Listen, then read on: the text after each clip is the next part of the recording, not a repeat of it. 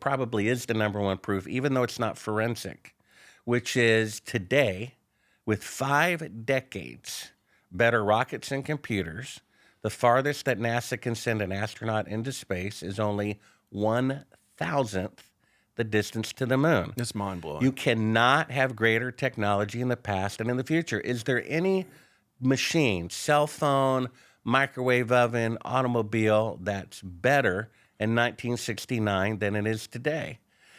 All their computers back then had 1/1,000,000th the computing power of a cell phone.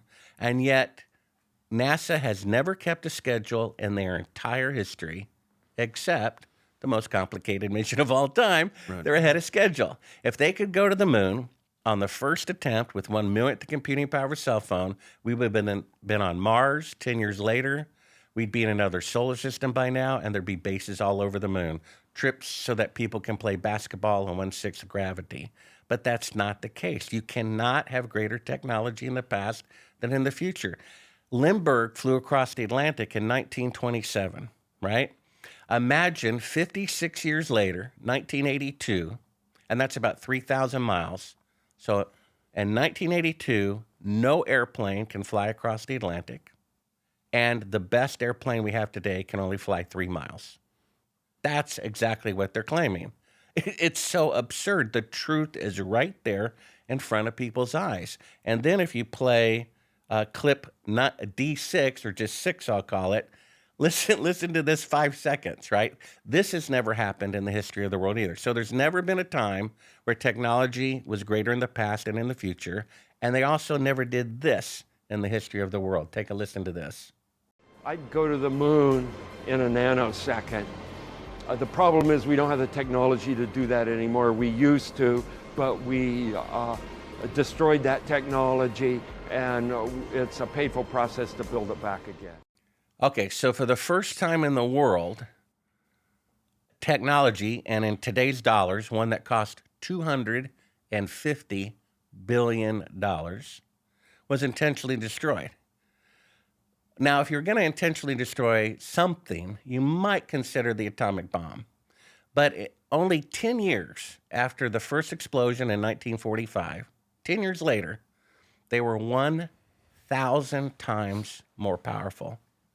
So at that rate, 10 years later, they should have been able to go 5 times beyond Mars, right? But today, they can only go 1,000th the distance to the moon. What was the technology that was intentionally destroyed? All of the Apollo equipment. He's talking about the technology to go to the moon. I'd go to the moon in a nanosecond. He's talking about the moon technology, Apollo technology, the lunar lander, the rocket. Hardware. But we destroyed that technology. They destroyed it, right? I have a clip. You don't have to show it, but it's an article about a French government fraud. It's a still shot, even though it's technically a video. In 1945, a bunch of soldiers who were French came back, and they wanted their back pay. And because they were black, the French government refused to give it to them. And when they protested, they lined up 300 of them and machine gunned them. The truth only came out now, and it happened in 1945. And the article says, to cover it up, they destroyed and fabricated evidence. Destroyed and fabricated evidence. And that's exactly what they did. If they really went to the moon and spent $250 billion, the last thing in the world you would do would be to destroy it. But if they perpetrated a fraud, and you could prove the rocket didn't have enough fuel to leave Earth orbit, which it didn't, and you could prove that the lunar module couldn't run air conditioning for 3 days on a bunch of car batteries against 250 degrees outside, then you would destroy it. They also destroyed all of the original videotapes, all of the original telemetry data as to where the rocket was, and they disassembled and sent the parts to the wind, the only machine that could ever play the videotapes if they were ever found. And that happened days after Ron Howard asked for HD transfers to project it on an IMAX screen. He had to go to Blockbuster and rent videos.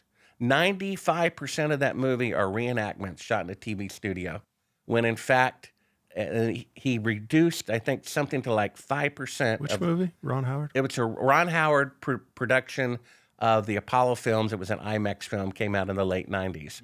And 95% of it is reenactments because there's so little original footage.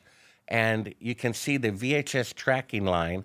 They reduce it to 5% of the available screen. Otherwise, if they blew it up, it'd look terrible. You can see the tracking line go across. He went to Blockbuster Video because they destroyed the original videotapes, which you would never do if you went, but that's exactly what you would do if you perpetrated a fraud. There's never been a time in history where technology was 1,000 times greater in the past, or they intentionally destroyed the technology. Never happened except with the moon rocket.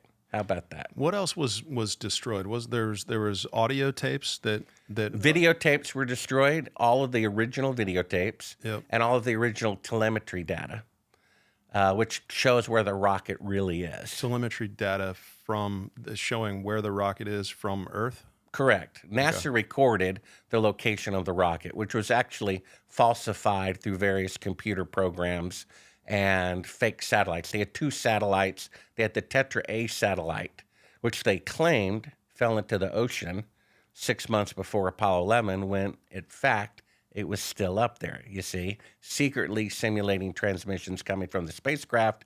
And then they had lunar probes that could simulate transmissions coming from the moon.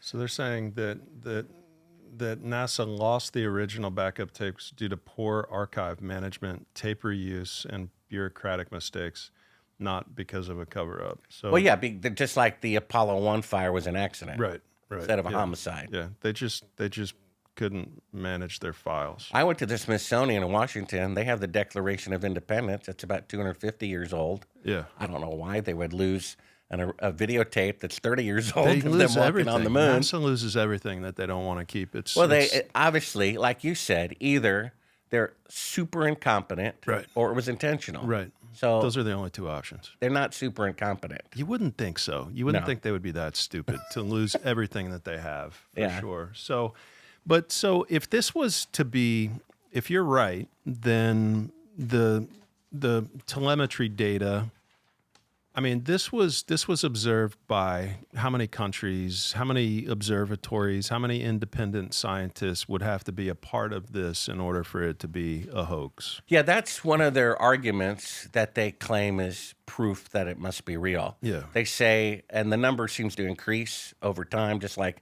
your walk to school as a kid was 1 mile one year and 2 miles the next. Sure. At first they said it was 200,000 people involved. Now they say 400,000. I suppose if you took every possible contractor, including office supplies, paper clips, food, toilet paper, janitors, you might possibly come up with 400,000 people involved. But the point is, you can keep a secret, because it's like, well, that many people can't keep a secret. Well, duh, they don't tell them.